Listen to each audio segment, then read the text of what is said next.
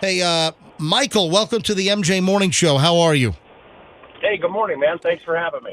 Michael, it's the MJ Morning Show. We're based here in Tampa Bay. Where are you located? Where are you calling from? I'm calling from Bel Air, Florida, Clearwater. Hold on. Oh, you're right here in town. Yes. Dude, I'm born and raised here. Oh, so you might have heard of the MJ Morning Show. I've heard of the MJ Morning Show for many a year, my friend. Well, thank you, Michael. All right, so your ex-girlfriend just called up, and we had her on the air. No. That's not his ex-girlfriend. I'm sorry. The girl who called us, right. Her ex-boyfriend went down on a trip with Michael. Okay. Oh, okay. So you were. Okay, I got you. So, Mike. I'm very afraid right now. All right, so you should be, Mike. Now, Michael, which expedition were you on? Were you on this submersible or a different one? No. I founded a company called RMS Titanic Incorporated. Oh yeah, of course. I know who you. Absolutely. All right, go ahead. Yeah, I started the salvage company in 1987. I was 22 years old, and we recovered the first artifacts in July of '87. That's right. And we've been, the company was doing salvage work, up until the 2000s.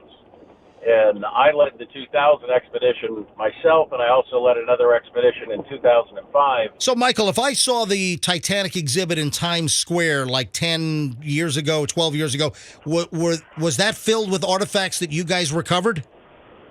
Yeah, I also designed the exhibit. Oh, wow. So, wow. The exhibit. Wow, look at that. Yeah, that's how we made money, to be able to go out and do the salvage operations, do the conservation work, and to share the artifacts for future generations. All right, so tell me, Michael, what are your thoughts about what is currently going on? What are your thoughts about Ocean Gate and the Titan submersible, the 5 people that are missing? What do you think is going on? What do you think happened? Do you think they're alive? What is your best guess on what's going on here? There's experience and there's hope. There's two different things. And the experience is it's a very dangerous environment. I mean, I've made 14 dives to Titanic and the Mir submersibles, which were, featured in Jim Cameron's film, if you saw the movie Titanic. Yep. And those are very different designs than what this is. This is a new experimental design made out of carbon fiber. And, personally, I'm not a big fan. All right, so I think the obvious question is, would you go in this craft, this experimental one, would you go in and go 12,500 feet down in this craft? Not on a bet. Wow. I wouldn't get in it.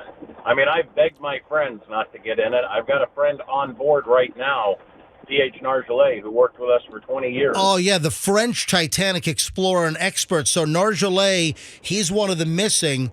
And did you talk to him prior to him going on the expedition?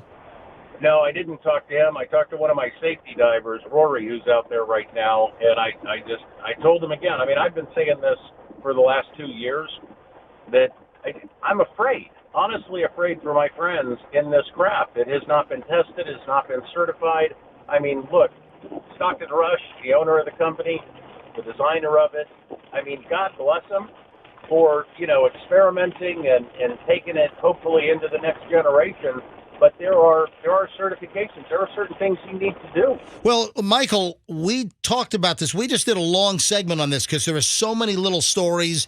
Rolling Stone last night reported that Canadian searchers apparently heard banging in 30-second intervals from the listening equipment.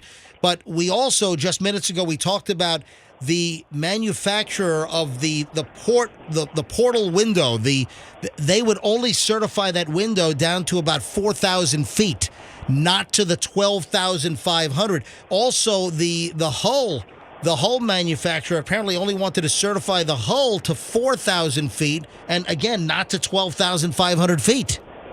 Right. These are things we've known for years. That port light, I know you're saying 4,000 feet, the reports that we saw, the port light was, certified to 1,300 feet. Yeah, I think I saw 1,300 meters, so I took 1,300 meters and turned it into feet. Well, and I'm not going to argue with you. Yeah. Michael, I have a question. the situation is, look, exploration and innovation is all about, trying and failing. Yep. And I'm all for that. My problem is you don't take people, tourists, accept money in an experimental craft like that. I mean, you want to dive, you want to do this, because they said, well, this craft has made, 3 dives successfully, and that was the argument my friends gave me that are out there. Michael, And I said, yeah, but you know what? A broken clock is right 2 times a day as well. And, 3 dives. I mean, I've made 14 dives. The mere submersibles have made over 500 dives. Wow. Hey, Roxanne, you have a question? yes, I do. Michael, so it's hard not being in this industry to picture what a rescue mission looks like for this submersible. What are people doing right now to try to find it? Give us some insight that we might not be able to understand not being part of this. Well, I mean, what they're doing right now is, they're searching. They dropped an ROV in the water, down to the wreck site. It's capable of video, et cetera. But as far as, rescue missions, we always said that, it's a one-way trip if there's a problem. There are no rescue missions when it comes to that depth of the ocean. There's not enough equipment out there, and the equipment that is out there is scattered all around the world. Yeah, so getting it there with the alleged 90. So, Michael, if they locate it, let's say it's hung up on the Titanic, let's say it's stuck inside, there's really no way to rescue them, right? Yeah, it's not hung up on the Titanic. All right, so Michael, what do you think happened? I mean, conventional wisdom of all my friends and everything else is that, it never made it to the bottom and it had a catastrophic failure. So you think it imploded and just the pressure probably killed everyone instantly? Well, it would be instant. It takes 2 nanoseconds for a sub to implode, and it takes 4 nanoseconds for your spinal column to register to your brain. Wow. So if they imploded, they didn't know. I mean, it would be instant. And, but look, our God's a big God, and he can save anybody he wants, and so, I mean, we're hoping, that this tapping sound, but you got to understand the same thing with tapping is you're looking at, 700 plus feet per second underwater. Sound travels faster underwater than it does up top. That's why you can hear, whales 3,000 miles away. Listen, I'm heading to Little Cayman with my son to go scuba diving for a little over a week on Friday, and I've heard whales while diving. Well, listen, around the world where I've dived, we've heard the sound of whales. Yeah. So I mean, hearing tapping, we're hoping. I want them to come back safe.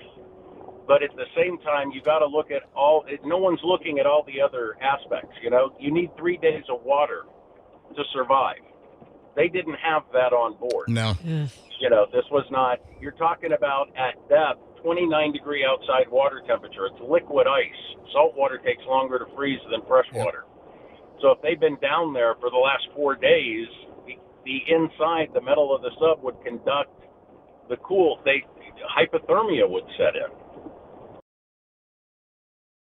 Talking an hour and 40 minutes into the descent, they lost communication.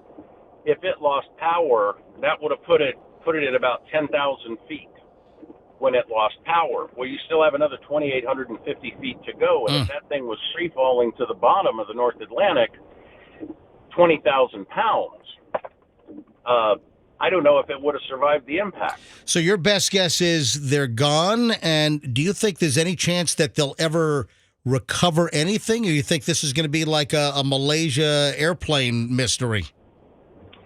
I mean, we do have the capability with the ROVs of being able to photograph the ocean floor, side scan sonar. Yep. If there is anything down there, they will definitely be able to find it. Recovering it, you can recover it, but it would take a massive, massive effort. Because you would have to bring in assets from all around the world and then figure out a way to attach to this to then bring it up to the surface. I mean, we brought up a 22-ton piece side of the ship of Titanic, and we used 21 lift bags, and these are 5,000 gallons of diesel fuel per bag. Wow. And we would drop those over the side with ship chains, and we would attach, cables to what we called the big piece, then attach them to the lift bags, cut the chains off, and we brought it to the surface. But you're talking that was a 2-year effort. 2 years, and you had subs to do it. There are no working subs out there. You have the Nautil from the French, you have the Alvin from the America, which is United States Navy. Now they may kick in and use those subs, to be able to try and recover it, but it's not going to happen in the next, 12 hours. Unbelievable. G. Michael Harris from RMS Titanic Company fame, and obviously extremely experienced, one of the most experienced on the planet when it comes to Titanic, right here in the Tampa Bay area in Bel Air, calling us this morning. Michael, thank you so much for checking in, and if you don't mind, we might have you on. Andrew, do you have his contact information? I do. All right. Okay. So, so we'll Michael, if you don't mind, we'll be in touch as conditions warrant. And thank you so much for your time and your enlightenment this morning. You got it, my brother. Thanks for the call. All right. Have a great day. And our hearts go out to him. That's his friend who's on that. That's the French researcher. He knows the guy. Wow. I mean, kind of a downer. Man, that was fascinating phone call. Thank you. What enlightenment.